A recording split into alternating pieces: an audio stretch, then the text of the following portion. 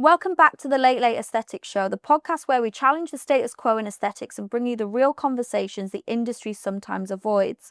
Today's episode is one I've been really excited about because we're diving into something that is still massively undiscussed: men's health and confidence. Joining me today is Alan from Restart Medical, a registered nurse, clinical lead, and the founder of Restart Medical, a clinic that's redefining what male-focused aesthetics and health really looks like. And today we're really talking about what men are dealing with behind closed doors.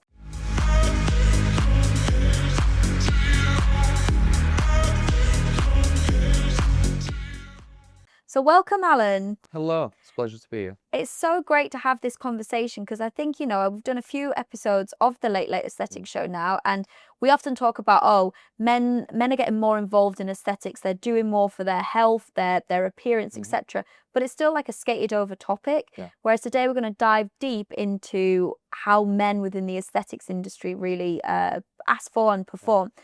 So talk us through how you went from nursing into aesthetics. So mine's a little bit backwards. So I did my aesthetics first and then went into nursing.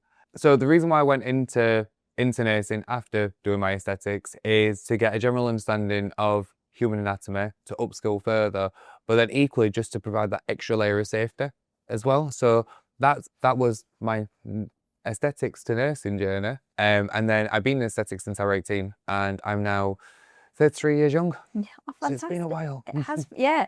And before we move on to anything else, I like how you did things in reverse, because quite a lot of people will start with the medical background and then get into aesthetics. It's quite rare that you see someone do it the opposite way round. What are your views then on regulation within the industry? The fact that our industry, medical aesthetics, is still not regulated. What are your views on it, having seen both sides of the coin? For me personally, I think regulation should be a thing. I think they should have always been a thing. Even prior to becoming a nurse, I was always council registered, made sure that I were at the top of my game with all my policies, my procedures, customer and client care. And moving forward, I think that us as medical professionals or registered professionals should be at least bare minimum CQC registered. I believe that adds an extra layer of quality for the patient.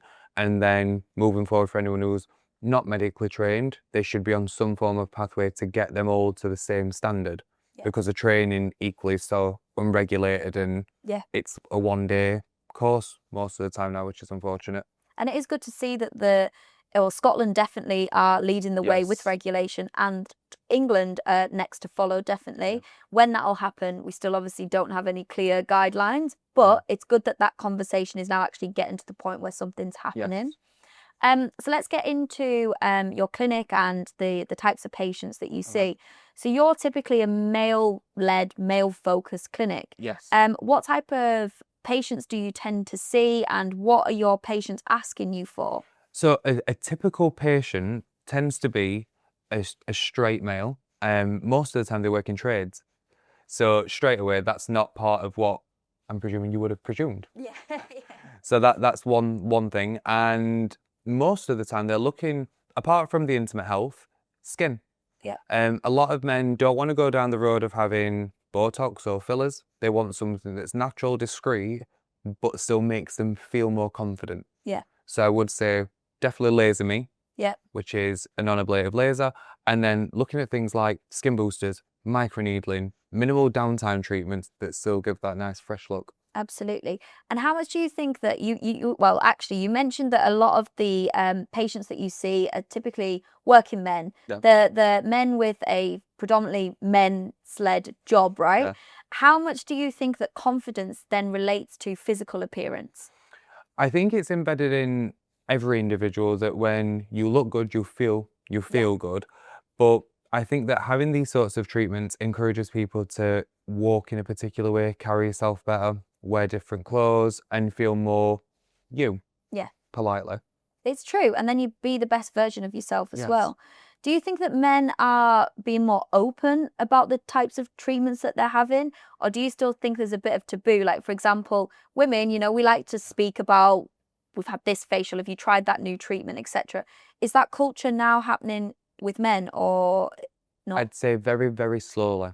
So given what I do intimate-wise, there is certain people that will talk about that and more than happy to. And then when we're looking at like skincare, yeah, again, I can't give you, it's a grey area. Some people are starting to talk about it more because they feel happier. Yeah. And they're showing that. And others just are very discreet about it and it's more private to them. Yeah. But equally still portrays more confidence. So we've done quite a few episodes on females' intimate health before. We've never really touched upon male intimate health. Is that something that you are seeing more of? Is there more demand for male intimate health? Yeah, and there's several reasons for that. One, social media. Two, word of mouth. Yep. And then AI as well incorporates into that. And the more aware men are becoming, they're seeing that there's options out there that can help, as an example, save their marriage. And what I mean by that is we have bespoke treatments, so such as my bespoke P shop, but it can help with things like erectile dysfunction. Okay. And erectile dysfunction is one of the main causes of breakups. Yeah. And Yeah, it really plays on a man's mental health, their confidence. It impacts a lot more than just that individual within their circle, Yeah. if that makes sense. Yeah. And to be able to take that away from them and to give them a new lease of life, that's rewarding in itself. Absolutely. But the demand is getting there more and more because we're moving away from your standard healthcare and moving into more, let's say, holistic and private therapies. Yeah. Because it's showing more results. I was just going to say things that make a difference and the types of treatments that you do, you don't have to go into too much detail, but are they painful? Are they uncomfortable? Is there downtime? All of these things that maybe someone would be scared of even approaching you, let's say, to have that conversation. Talk us through that. I think the concept is painful. Yeah. Just a thought of it. Yeah. Throughout treatment, you are made comfortable. So with numbing. Yeah. And then downtime depends on the treatment. The shortest one is 24 hours. Okay. But the longest is 2 weeks. Okay. But the downtime, what we mean by that is various activities. Okay. You can still do your day-to-day. Yeah. Okay. And with you predominantly specialising in men's health, men's confidence, what are the most common concerns that you see? Skin. Yeah. Down there. Hair. Yeah. Those are the three main things that men come to me for. Some are very, we can do this, this and this. And then let's say, for example, hair. Yeah. Hair's the awkward conversation for me. Yeah. Because a lot of the time, it's not prevention's cheaper than the cure because we've gone past the prevention. Right. So it's getting to the point where it's too late in a way. Yeah. And it needs a hair transplant. Yeah. Politely. I can then look after that hair transplant after with monthly sessions. But when you come in with 3 strands of hair and nothing else, and it's been like that for 20 years, not much I'm you can good, do. but I'm not that good. Not much you can do in that sense. When it comes to hair loss, why does that happen? Like, what is the biggest trigger within a male body for that to happen? Most of the time, it's testosterone. Okay. So the fluctuation within that. A lot of people that, let's say, that are active at the gym go down a steroid route. Yeah. So theirs will go too high, which can cause hair loss. And then for people who don't have that and aren't on any TRT therapies which have been prescribed and it drops lower, that's equally another cause of hair loss. Yeah. As well. So a lot of the time we can say, oh, it's aging, but it is down to our hormones. So me in clinic, my main aim for all of those little hair follicles that are going is to re-strengthen them back up and get them back up into how they were, and then recommend that they go down the route of having TRT with a doctor. Okay. Yeah. Okay. So what actually works when it comes to hair restoration, hair loss, and what can be perceived as being a bit of a waste of money? So I do combined therapy and I never separate these, but the reason being is because I get the best results. Okay. So I combine PRP, exosomes, hair vitamins, but then I also use laser light energy as well. So the reason why I use laser light energy is because I do it just before to warm everything up, inject what I need to inject into, which is that combination, and then laser again to get everything working quicker. So I create a biostimulation faster, as opposed to waiting for the body to accept it. I've kept that process in before they've left. I think the biggest waste of money is the red light caps that you can buy off Amazon. Yes. They're about £10, £15. And the amount of men that come in and go, I've got this. I'm like, But it's like fairy lights, you know, Literally. it's literally like not gonna do what you need it to do. Online purchases are just the worst for a lot of things, not just hair. Yeah. But for a lot of things. Yeah, it's because, you know, you missold things, or you see something, you've heard about something, you automatically go to Amazon and are like, well, type that in, I'll try the first one. It looks like it's well reviewed, but actually it's probably not going to do anything that you need it to do. Why do you think that men wait until something's really bad before they do anything? Most of the time, and this is from experience, it's either the confidence to come and have that conversation where it's being built up, or someone's passed a comment. And it's that one little comment that's niggled. Yeah. And then they've gone, right, I need help. Yeah. It's true. So it's not, it's maybe a mixture of ego then, and also fear as well.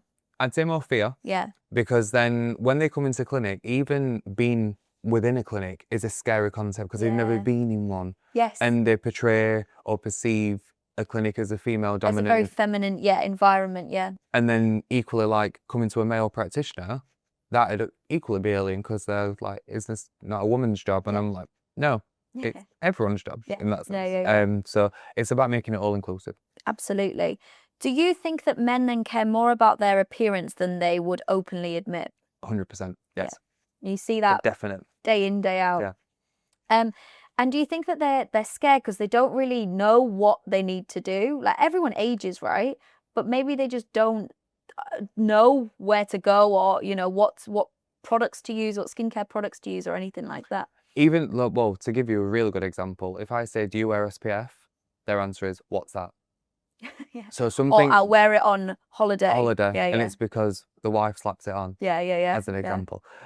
So education's the most important part for me, regardless of what treatment we do in the process. It's making sure they have a full understanding of what we're doing, why we're doing it, and how to look after it. Yeah. Because I'd say 99% of my clients follow each step perfectly. Yeah.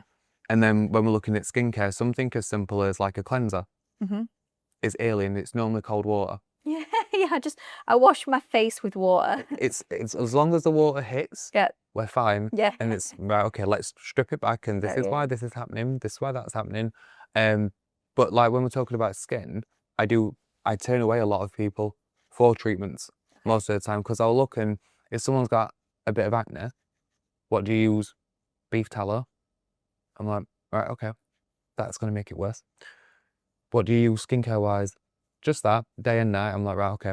So we're not having this treatment. Here's a cleanser. Yeah. You're going to go away. You're going to use that. We'll start you on that routine. Come back to me in a week. Oh, Alan, it's starting to clear up. Right, okay. Because we're cleaning our face. Yeah. Very simple things to us is completely alien to them. Well, it is. It's like if you're a novice in anything, right? You can't expect to know what someone who's doing it longer or has more knowledge about something to know the same amount. And that's why you go to a practitioner that can give you the right advice. Do you think the rise in male aesthetics is driven more by vanity or insecurity? Insecurity, I'd say. But the reason being is because of the splitting treatments to what I do. Okay. A vanity element would be just looking after your skin a little bit. But then the insecurity comes from having them crow's feet that lads on site take mick out of. Or an insecurity could be down there where you've had a really rough time in your relationship. It's been because of that situation. Once treated though, that's where ego then comes into it. Because you've got to taste what it's like to feel good, and then it's maintaining that. Yeah, exactly. Yeah, no, it's interesting. Do you think women are very supportive of men getting treatments? Depends on the location. Okay. Because I'm from up north, but I also work down south. Down south, women are like, crack on. Yeah. You do you. Yeah. Up north, straight away, it would be probably gay. That would be the first point. I'd say the younger generations are in support of it. Yes. Our generation is 50-50. Okay. So we've got some on the side of, yes, we're having it done and we're in support of it. And the other side going, I'm going to grow old gracefully. Yeah. I mean, I always think, what does that even mean? Yes. Well, I could say something, but we'll put it on camera. And then I think everyone above that, so older than us, is very much women have it, men don't. Yes. And that's how it's spoken about. It is, and you see that very clear difference between generations, massively. If you had to pick like one biggest misconception when it comes to male treatments, what would it be? Oh, it's only for gay people. There's that. Wait, Yeah. do you want me to say something different? No, 'Cause no, I that's said good. yes twice. No, that's all right. Yeah. No, but It's true though, isn't it's it? true. Yeah. Yeah, it's Yeah. true. It is Go with true. that. What is one treatment that men should know more about? Skin. So by that, what I mean is understanding that there's treatments available that will do multiple things, and you don't have to keep coming back every 2 weeks. Yeah. As an example. Yes. So knowing that there is things out there that are available to make you look fresher. Yep. With no downtime, and you don't have to keep coming back. Like, how great is that? And it can fit into your It's lifestyle really convenient. nice. And you could go back to work the next day Yeah. and no one would know Yes. anything. Exactly. Do you think the NHS is failing men and aesthetic clinics are picking up more of the pieces? me personally, my clinic, yes. But the reason being is because if someone has, let's say, erectile dysfunction, Mm-hmm. it's a case of here's some tablets, here's a pump, It's true, yeah. go away. Yeah. Or if Peyronie's disease is starting to happen, here's some tablets, here's a pump. Yeah. That's the answer. And it's no disrespect to like doctors or urologists, but they're still stuck in 10, 15 years ago. And since then, aesthetics medicine has been upcoming for that long, and regenerative medicine, we've expanded it so much, but no one's really delved into it Yeah. from that side. So for us, it's great because we can help more people, but evidently what's already been prescribed is not helping anyone. Yeah. It's taking away the power to have an erection because you're forcing it now. Yeah. So Yeah, we're stopping yeah. the body from having that natural function. So what you're saying is you can actually restore that natural function. Yeah. Okay. So by using regenerative medicine, so i.e. P-shot, so looking at that one, that resets and starts to do a biostimulation and a biorejuvenation. So we're helping the tissue, but we're also helping new red blood cell development, which is then naturally encouraging the body to push blood back to that area. Yeah. Whereas I guess, look, I think a lot of your GP likely hasn't been taught this information, because when they went to med school, this type of information just wasn't readily available. So that's when obviously you need to start seeking and doing your own research and seeing what else is out there and what else is obviously available. So men will spend £50,000 on a car that they drive twice a week, but won't spend £200, let's say, on the body that they live in every single day. Why is that? Priority and perception. So the term of we buy things to please people we don't like. Yeah. A car can do that. However, me upgrading my skin doesn't benefit anyone apart from me. But your standard Joe folk will always have that brand new BMW as opposed to having brand new under eyes. Yeah. Because it's perception and it's what's important to them. But then when you look at your demographics, the people who are happy to drive in whatever car will invest more in themselves because it's a more long-term investment that will benefit them in the long run. Yeah. As opposed to having something that's it's a temporary high, i.e. car. Very true. So, quite a lot of the time people say, I'm comfortable in my own skin. I don't need to do anything. My eye just twitched then. Yeah, I did really. There's the answer right there. So people say, I'm comfortable in my own skin. I don't need to do anything. Is this actually true? Or is this just something that, let's say, people have been pre-programmed to say? If someone is content, I'm more than happy for them to stay content. Yeah. However, don't say the statement and then go, I just don't like this. Or I'll grow old gracefully, but I'm not too keen on that. You're just being contradicted. Yeah. So my answer to that would be everyone will always seek an improvement if they find it viable to them. Yeah. If you're happy in yourself, you're happy in yourself, and that's great. And I'll never take that away from anyone, nor will I put something into their head to make them feel self-conscious, because I want everyone to feel exactly how that person feels. So exactly. We're in an age of social media. We're in an age of influencers and everything.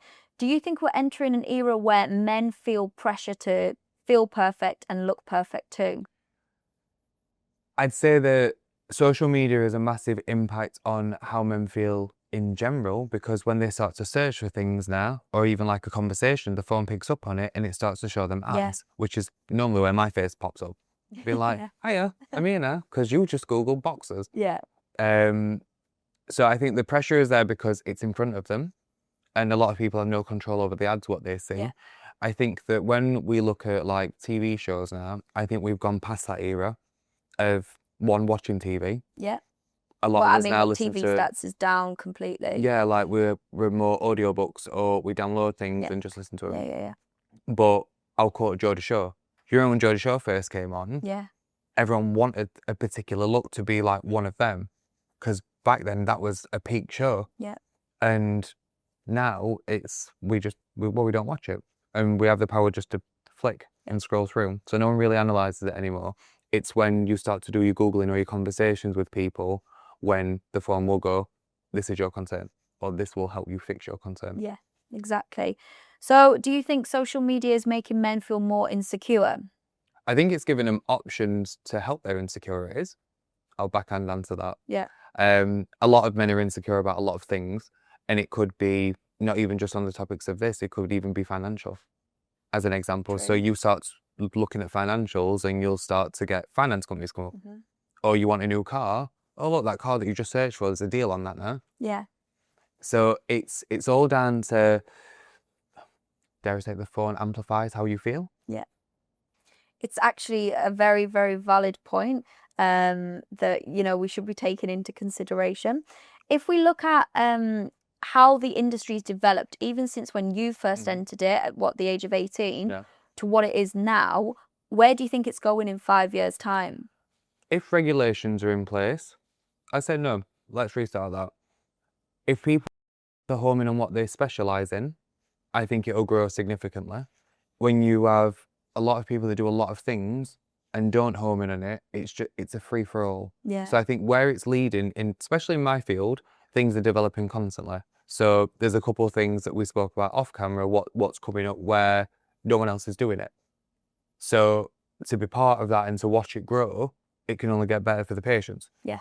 And then when you're looking at the patient safety elements, so regulations again, it'll just become a lot safer for us all, really. And hopefully that'll relay into training as well. So we'll be more consistent, but with better quality training, products, but equally them practitioners. Yeah, exactly. And do you think we'll get to a point where men having treatments will be equally as normal as, let's say, women having treatments? Yes, and the reason why is because I will do my best to make that happen. Yeah. That was the whole reason of me setting Restart up, because I needed a restart in my life, and it was my website guy that went, call it Restart. Oh. I went, it's a really good idea, let's call it that. Yeah, exactly. And I ran with that, but I restart things that need to work again. I restart someone's life. I restart an idea for someone. Like in clinic, it's not just a treatment. My brain is full of secrets. Yeah. Full of secrets, full of just life in general. Yeah. But I am that sounding board for people. Yeah. As well. So that's fantastic. And what do you think needs to change in the industry to make that happen? I think more so people, like, again, specialising. I think men need to be able to go into it in an area where they feel a bit more comfortable. Yeah. And again, no disrespect, but if someone's working from a hairdresser's or a nail shop, you're walking up to it. Most of the time it's pink, no offence. You go through the doors, you're greeted by chairs, nails, whatever. You're going through all these people. And then more than likely, you've got to go up some stairs as well. So already this person's anxious. So I've tailored our experience for men where they're just directly straight to me. Yeah. It's a lot more discreet. It's a lot more professional for them, but equally they're not being bombarded by a load of other people around them. Yeah, exactly. So things to change in answer to that question, because I completely went off on a tangent. No, you're right. Just to create a safe space for men where they feel more comfortable and confident. Yeah, and you're a CQC registered clinic, yes. CQC registered premises, so you adhere to CQC standards. So for those who don't know what the CQC is, it's basically the Care Quality Commission, and they regulate hospitals, GP practices, dental practice. So you have to adhere to those standards. Because I don't really think there's a place for aesthetics in a nail bar. I think that the two are very, very separate. Yes. Both have a place, but together, not so much. Yeah. Everything should have its dedicated areas. Yeah, and dedicated premises as well. I think that's really important. Thank you so much for such a great conversation. Very important. And I just hope that this episode has opened more of a conversation when it comes to male aesthetics, that it's okay. It's not just for women. There's many things out there that will just improve your health and improve your confidence as well. So if anyone wants to get in contact with you, how can they reach out to you? The best way is either by Instagram, Yep. or my number's on there as well. And you'll be tagged in this as well. Yes. So your details will be on there. Thank you so much. Perfect. Thank you.